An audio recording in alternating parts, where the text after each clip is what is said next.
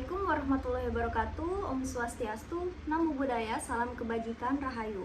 Perkenalkan, nama saya Radina Nur Aisyah dengan NIM 13122000261. Jadi di sini saya akan mereview satu kasus tindak pidana cyber yang sudah putus di PN Surabaya. Nah, berawal pada hari Rabu tanggal 24/2024, terdakwa dengan inisial ONN telah melakukan permainan judi online. Ya, berawal dari iklan yang biasa muncul di Google.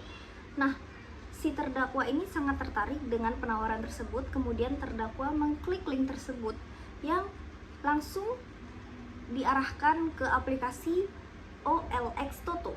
Kemudian terdakwa memasukkan nama beserta password yang telah ia buat sebelumnya.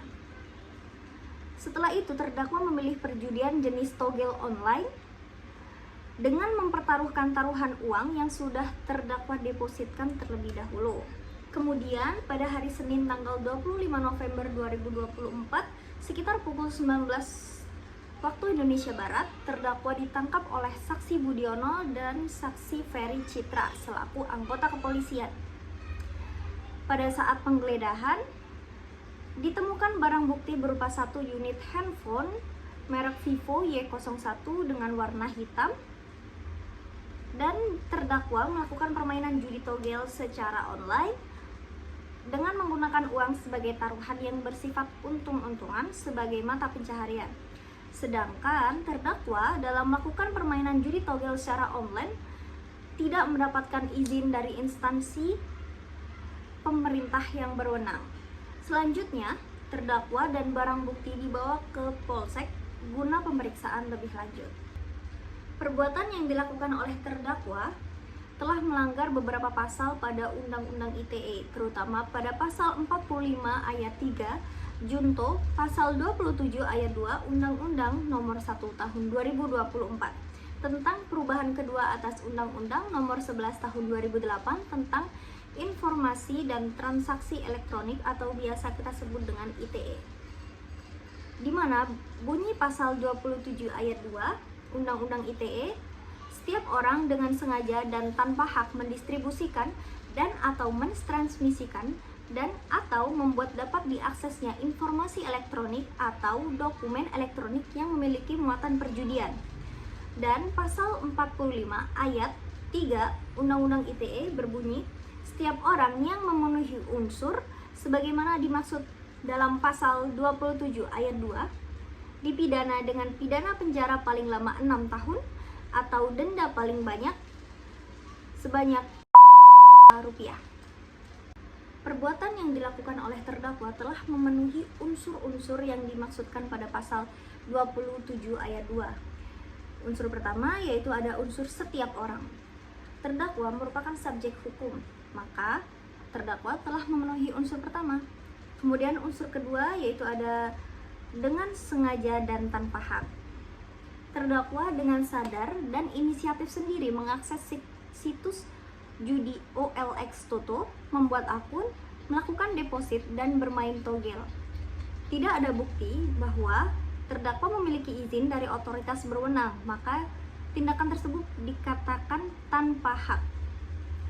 Kemudian unsur ketiga yaitu ada mendistribusikan, mentransmisikan, dan membuat dapat diaksesnya. Dengan membuat akun dan bermain di situs judi yang dapat diakses publik, terdakwa berkontribusi pada aksesibilitas konten perjudian melalui media elektronik. Tindakan ini sudah cukup dianggap memenuhi unsur mendistribusikan atau membuat dapat diaksesnya muatan perjudian secara elektronik. Kemudian unsur terakhir yaitu muatan perjudian. Judi togel termasuk dalam definisi perjudian berdasarkan pasal 303 KUHP dan Undang-Undang Nomor 7 Tahun 1974. Situs OLX Toto yang digunakan terdakwa menyediakan berbagai permainan yang memuat perjudian. Nah, pada kasus ini hakim telah menjatuhkan hukuman pada terdakwa dengan penjara selama 10 bulan dan denda sebesar 10 juta rupiah. Dengan ketentuan apabila denda tersebut tidak dibayar, maka diganti dengan pidana kurungan selama 2 bulan. Kemudian menyatakan bahwa barang bukti berupa satu unit handphone merek Vivo Y01 berwarna hitam diriset ulang dirampas untuk negara. Dari yang saya tangkap di sini adalah si terdakwa dengan inisial ONN ini dia tergiur dengan tawaran yang ada di iklan tersebut. Lalu ia mencobalah bermain yang ada di link tersebut, OLX Toto, dengan berharap uang yang didepositkannya itu menjadi berlipat ganda. Padahal uang tersebut tidak akan menjadi berganda-ganda, namun yang ada kalian malah masuk penjara. Ya tolong jadi stop untuk judi online ataupun melakukan tindak pidana cyber yang lain seperti penyebaran berita hoax, terus mengambil data pribadi orang lain. Itu adalah tindak pidana cyber ya, dan masih banyak lagi contohnya. Tolong gunakanlah kemajuan teknologi ini dengan hal yang positif yang dapat membangun diri kita menjadi lebih baik, kemudian tidak merusak citra bangsa. Jadi stop judi online dan mulailah untuk menggunakan teknologi menjadi lebih hal yang bermanfaat.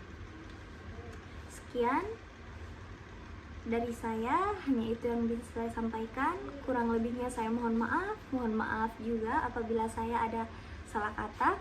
Wassalamualaikum warahmatullahi wabarakatuh.